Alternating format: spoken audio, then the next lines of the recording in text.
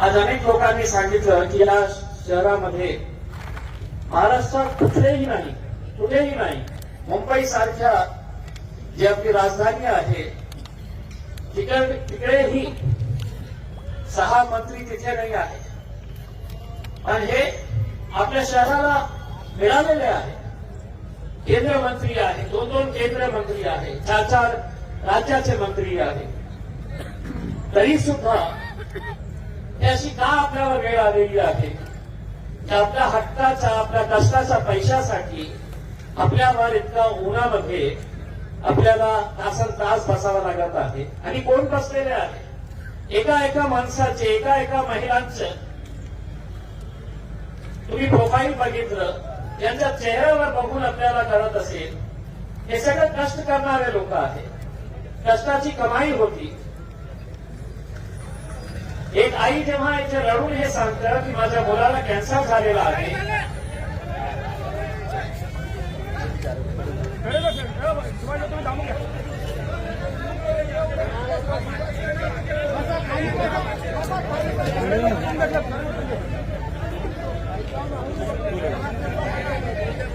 चला ठीक है मैडम भाई चलो.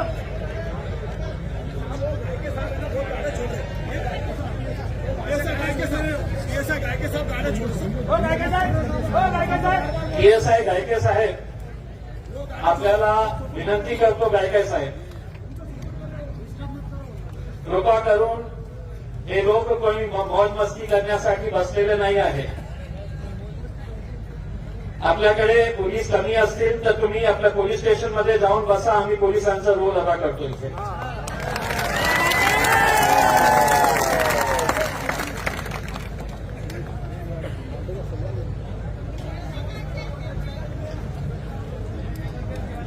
तर हे दुर्दैव नाही आहे तर काय आहे?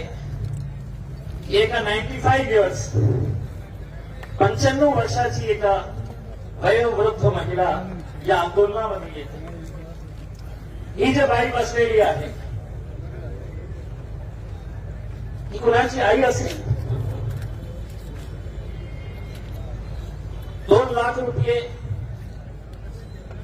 शेती विकून आज भीक मागण्याची वेळ आलेली आहे. का असं होत आहे? म्हणजे का सरकार, प्रशासन, पोलीस याच्या बाबतीत गांभीर्य होत नाही, गांभीर्याने हे प्रकरण घेत नाही? म्हणजे सरकार किती पॉवरफुल असतं आपण सगळ्यांनी बघितलं. त्याने काही करायचं असेल तर रात्री 3 वाजता ते GR काढू शकतं. मग तुमच्या बाबतीत का इतकं महिने लागत आहेत? म्हणजे जे निर्णय तुम्ही घेतलेला आहे ते वोट बँकशी संबंधित आहे.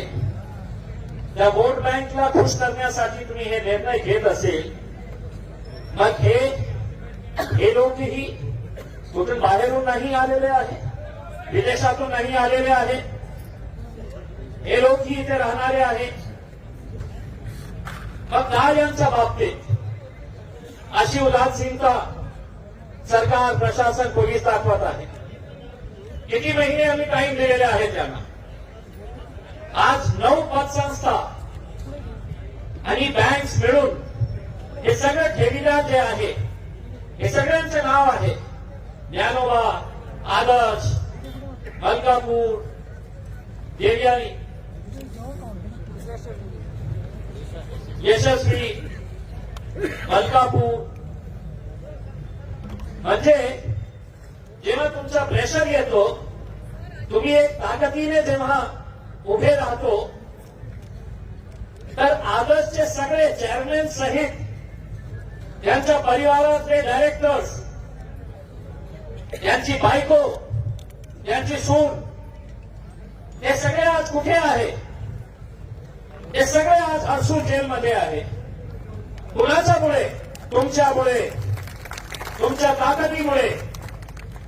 मग हे नियम आदर्शसाठी लागू आहे तर हेच नियम मलकापूरसाठी का नाही लागू आहे? का त्यांचे डायरेक्टर्सना अरेस्ट करण्यात येत नाही? फक्त या कारणाने की त्याचे चेअरमॅन आहे जयसुख संचेती, ते भारतीय जनता पार्टीचा आमदार आहे म्हणून कुणालाही हात लावायचा नाही. मग दुसरी पतसंस्था, आता आपल्याला एक उदाहरण देतो. अमरावतीची अनुग्रह पतसंस्था 1,500 कोटी रुपयाचा घोटाळा केली. 1,500 कोटी असंच ठेवीदार.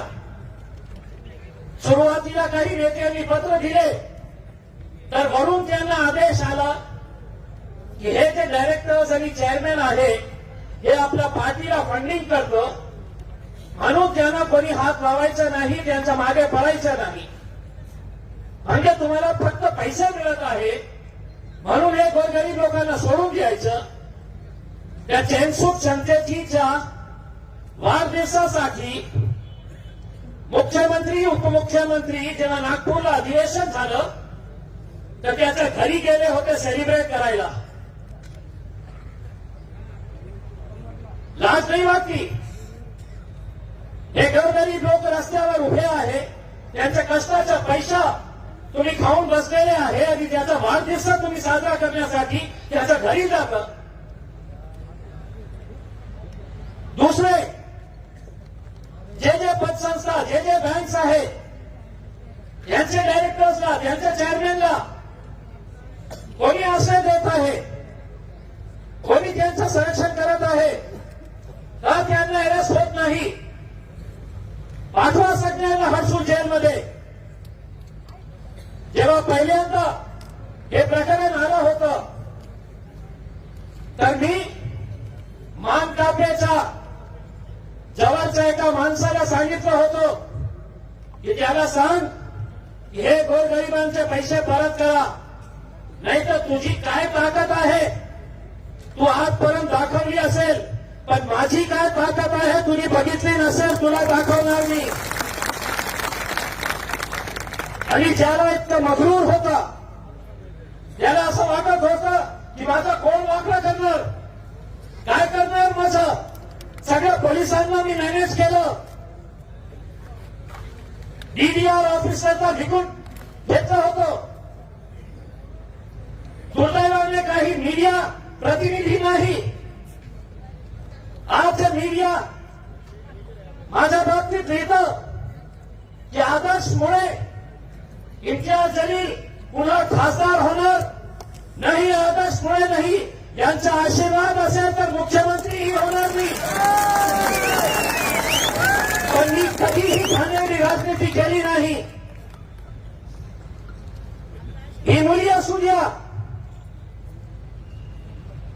ही मुलगी सीए करत आहे, ऑटो रिक्षा चालवत आहे, त्याच्या वडील कोण देणार. या संतोषची आई जेव्हा माझ्याकडे येते आपल्या मुलाला घेऊन आणि ते रडत रडत माझ्या समोर हे व्यथा सांगते की माझे 20 लाख 30 लाख रुपये आदर्शमध्ये आहे, त्याचं ऑपरेशन नाही झालं. तुम्ही फक्त इमॅजिन करा, फक्त तुम्ही विचार करा की एका आईच्या समोर त्याचा मुलगा, त्याचं ऑपरेशन होण्याची खूप आवश्यकता आहे, गरज आहे, नाही केलं ऑपरेशन 4.5 लाख रुपये लागतील. ते कुठून भीक मागणार नाही, तिच्या हक्काचे पैसे आहे. त्या तोतला नावाचा जे ठेवीदार होतं, एमजीएम हॉस्पिटलमध्ये ऍडमिट होतो. तिची बायको जेव्हा मी हॉस्पिटलला त्याला बघायला गेलो होतो, ती रडत होती. ती मला सांगत होती की साहेब दररोज मला हॉस्पिटलवाले सांगता की 10,000 रुपये जमा करा, 20,000 रुपये जमा करा. मी तिला घेऊन गेलो ते एमजीएम हॉस्पिटलच्या टीमकडे आणि स्पष्टपणे सांगितलं आजपासून 1 रुपयाही तिच्याकडून तुम्ही घेतलं तर तुमच्या 2 वर्षाचा सगळा चॅरिटी बेडचा हिसाब मी काढेन. त्या दिवशी त्यांनी निर्णय घेतला की आम्ही 1 पैसा त्याच्याकडून घेणार नाही. पण झालं काय, दुर्दैव की 3 दिवसामध्ये त्या तोतला नावाच्या माणसाचा मृत्यू झाला. मी पोलीस कमिशनर साहेबांना सांगितलं की साहेब त्या माणसाचा मृत्यू झाल्यानंतर तुम्ही 20 लाख पेक्षा त्याला 40 लाख दिले तर तिचे बायकोचा ते पैसे कसल्याही कामाचे नसणार आहे. माणसं मेल्यानंतर आज मी येताना जे कागडे साहेब आहे हे जरा गप्प बसा.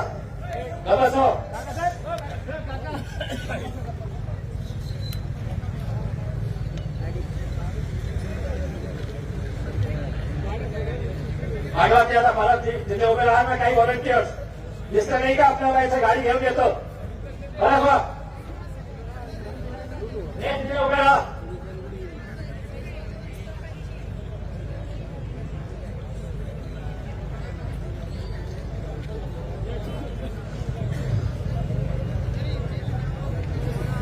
मी आता येताना काही जानकारी घेऊन आलो. आदर्श पतसंस्थेच्या बाबतीत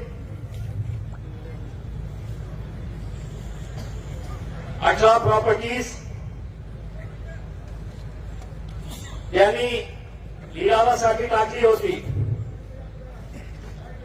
यांचे जे 2 मोठे प्रॉपर्टीज आहे जे एक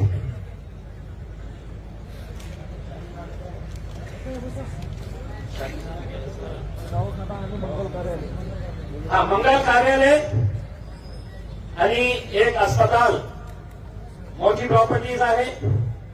त्यांचं काही 8-8.5 कोटी रुपयाचा भाव येणार आहे. त्यांनी जे निश्चय केलेला आहे ते रेट प्रमाणे. आता एकदा त्याचा लिलाव करण्यात आला, कोणी आले नाही. दुसऱ्यांदा करण्यात आलं, कोणी आले नाही. आता तिसऱ्यांदा जेव्हा हे करण्यात आलेला आहे आदर्शच्या बाबतीत, त्याचे 2 प्रॉपर्टीज जे आहे, एक शिवनाची प्रॉपर्टी आहे आणि सिल्लोडची 2 गाड्या आहे. हे दोघं प्रॉपर्टीज मिळून 1 कोटी रुपये आलेले आहेत त्यांच्याकडे. मग मी त्यांना विचारलं की तुम्ही रिकव्हरी किती केली आतापर्यंत, या 9-10 महिन्यामध्ये तुम्ही रिकव्हरी किती केली. तर कमीत कमी त्यांचं म्हणणं होतं की 1.5 कोटी आम्ही केली होती, पण सगळं खर्च करून आमच्याकडे 1 कोटी रुपये आहे. याचा अर्थ हे आहे की 2 कोटी रुपये त्यांच्याकडे आलेले आहे. आता जे 2 मोठी प्रॉपर्टीज आहे ते मंगल कार्यालय आणि हॉस्पिटल, ते 3दा त्याचं ऑप्शन करूनही कोणी आले नाही. आता नियमाप्रमाणे कोणताही ऑप्शन करायचं असेल तर 3 टेंडर्स येणं बंधनकारक असतं. 3 लोकांनी आपला इंटरेस्ट दाखवायला पाहिजे, ते टेंडर भरायला पाहिजे, ते नियम आहे. आता 3 वेळा जेव्हा कोणताही प्रतिसाद मिळालेला नाही, आता पुन्हा ते प्रॉपर्टी टाकण्यात आलेली आहे आणि आता एका माणसानेही एकही टेंडर आला तर ते त्याला देण्यात येईल. म्हणजे 8-9 कोटी रुपये जे मंगल कार्यालय आणि हॉस्पिटल कडून, आणि समजा तेही नाही आले तर आम्ही आज विभागीय आयुक्त साहेबांना हे सांगणार आहे, हे 2 प्रॉपर्टीज तुम्ही सरकार क्षेत्राला सांगा, आदेश द्या की तुमच्या नावाने ट्रान्सफर करा आणि ते पैसे यांना परत द्या. आणि जे 18 प्रॉपर्टीज ऑप्शनसाठी टाकण्यात आले होते त्याच्यापैकी 2 प्रॉपर्टीज शिवना आणि सिल्लोडचे गेलेले आहे. 1 कोटी रुपये त्याच्यातून आलेला आहे. आणि बाकी 16 प्रॉपर्टीज जे आहे त्याच्यासाठी एक्सटेन्शन देण्यात आलेला आहे 8 फेब्रुवारीपर्यंत. 8 फेब्रुवारीपर्यंत त्याच्या उरलेली जे प्रॉपर्टीज आहे 16 प्रॉपर्टीज, त्या प्रॉपर्टीज 8 तारखेपर्यंत कोणीही ऑप्शनमध्ये भाग घेऊ शकतं. अजंठाचेही काही लोक आलेले आहे, बघा